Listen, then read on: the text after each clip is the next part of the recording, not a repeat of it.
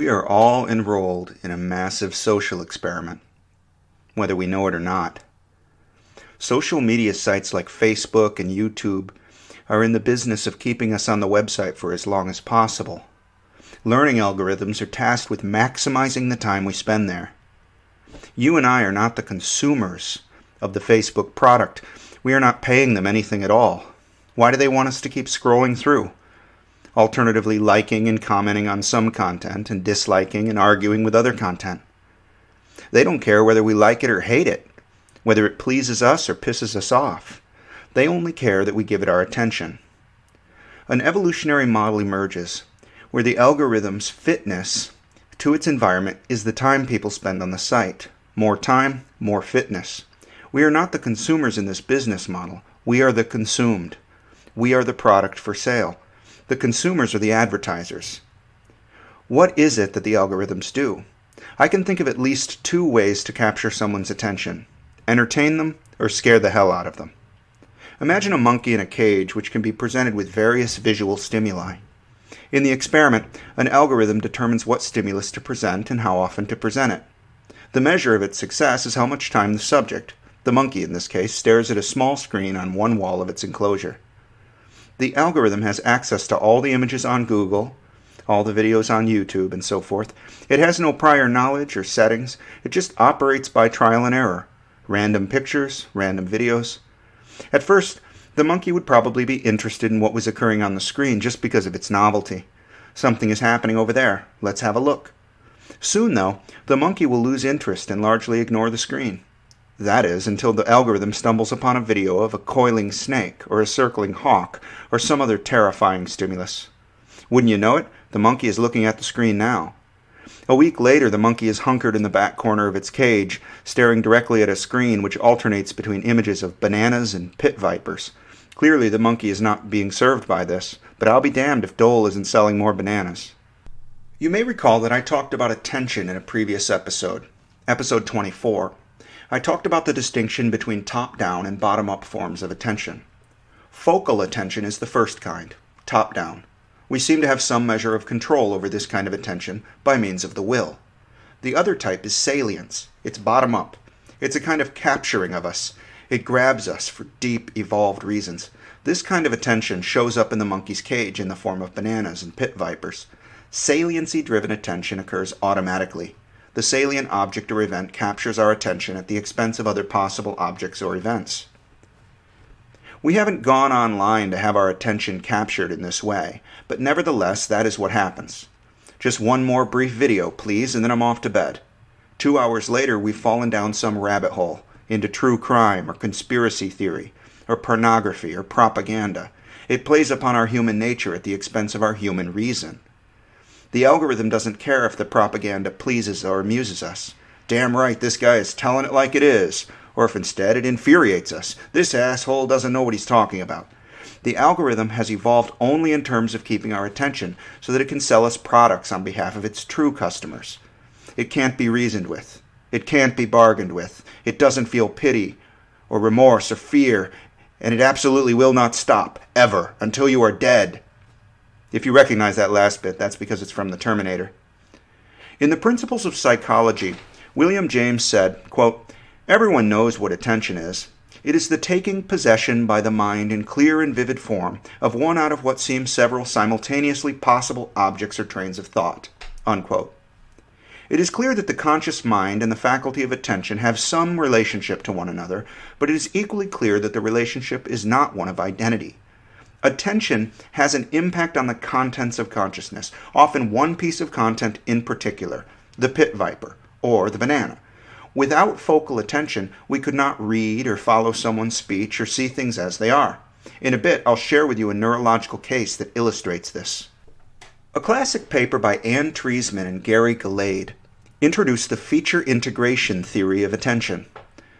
In the 1980 paper, they wrote, quote, "When we open our eyes on a familiar scene, we form an immediate impression of recognizable objects, organized coherently in a spatial framework. Analysis of our experience into more elementary sensations is difficult and appears subjectively to require an unusual type of perceptual activity.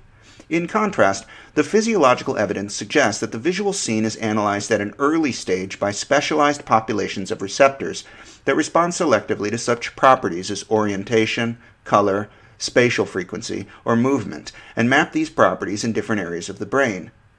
The controversy between analytic and synthetic theories of perception goes back many years.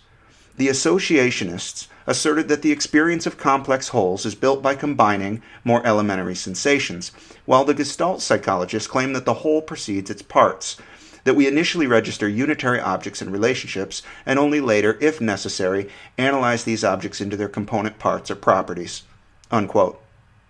In another section, Treisman and Gelade write, quote, "In our model, which we call the feature integration theory of attention, features are registered early, automatically, and in parallel across the visual field, while objects are identified separately and only at a later stage, which requires focused attention.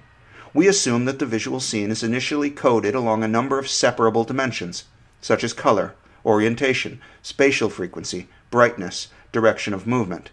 In order to recombine these separate representations and to ensure the correct synthesis of features for each object in a complex display, stimulus locations are processed serially with focal attention.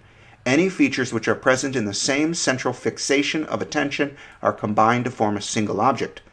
Thus, focal attention provides the glue which integrates the initially separable features into unitary objects.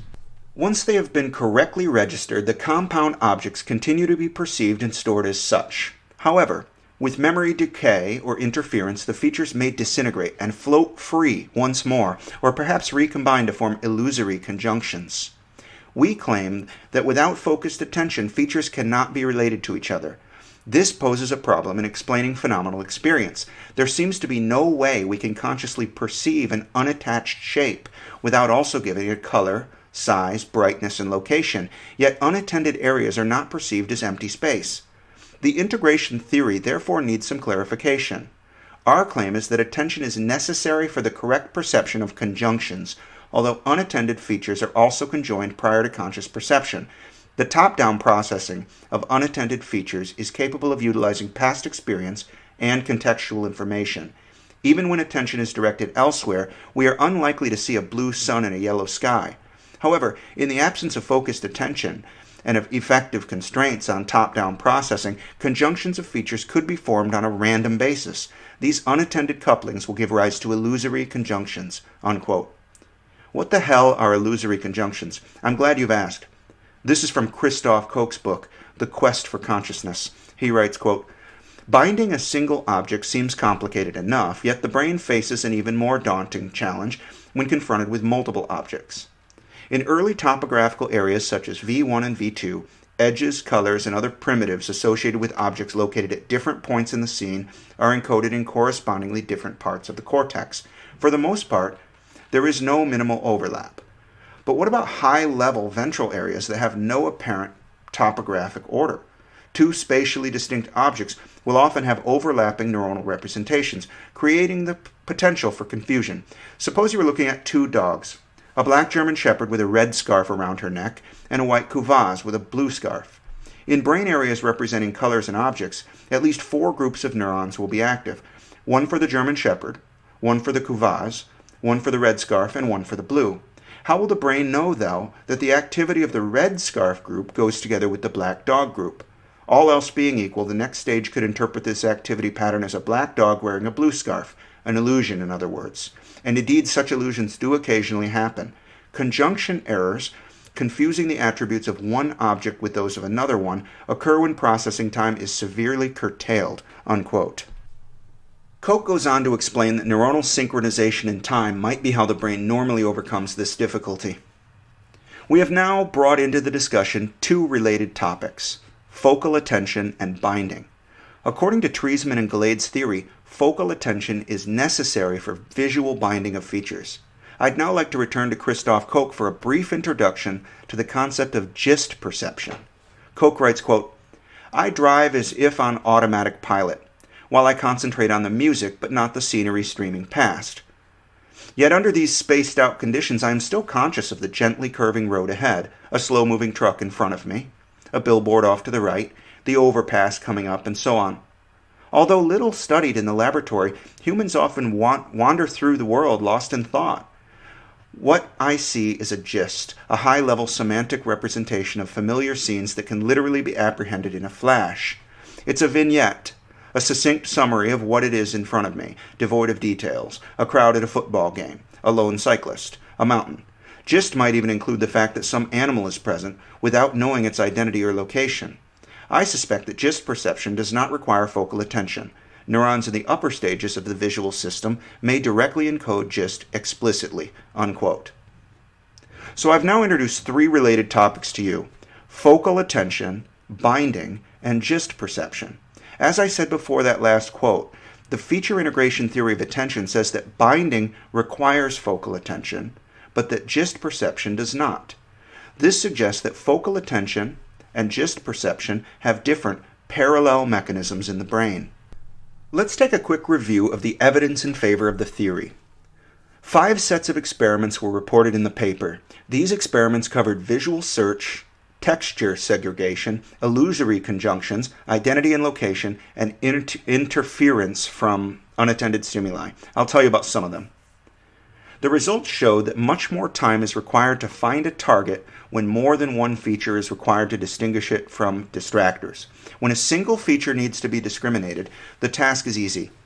An example is finding a red letter O among a lot of green O's, or a red O among red N's. When a conjunction of more than one feature is required for the task, it takes more time to achieve as a function of the difficulty of distinguishing between targets and distractors.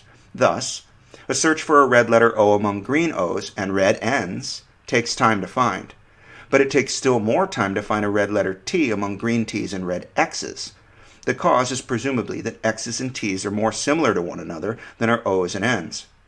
Subjects immediately perceive the gist of what they are shown, a field of different colors and letters. But according to Treisman and Gelade, it takes focused attention in a serial search to find the target among the distractors when there is a conjunction of multiple features to distinguish. Their results on texture segregation also show high speed when there is a single dimension feature, but a much longer delay in the case of conjunctions of features. When researchers briefly presented a display showing various shapes having various colors, subjects would often recall the shapes and colors they were shown, but not which shape was characterized by which color. This led to illusory conjunctions. These studies showed that a brief viewing of elements, say colored letters, presents as a gist to the subject consisting of letters and colors, but not their specific conjunctions. So you see how the feature integration theory of attention works, at least for visual scenes. We rapidly perceive a gist, but the binding of features requires focal attention. I'm inclined to consider the kinds of gist-like phenomena that we perceive outside of the visual domain. Consider music. Complex music with weird time signatures and odd sequences of notes is difficult to appreciate. The gist is bad. If we want to appreciate it, we'll have to pay closer attention and discover what is happening in all of that noise. If we do learn to follow and understand it, we may come to adore it. What about episodic memories?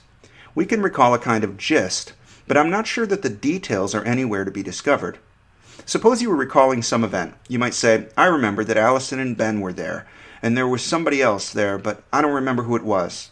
Someone else might query, well, what did they look like? You answer, I don't know. Clearly, you cannot look at and describe the person in question.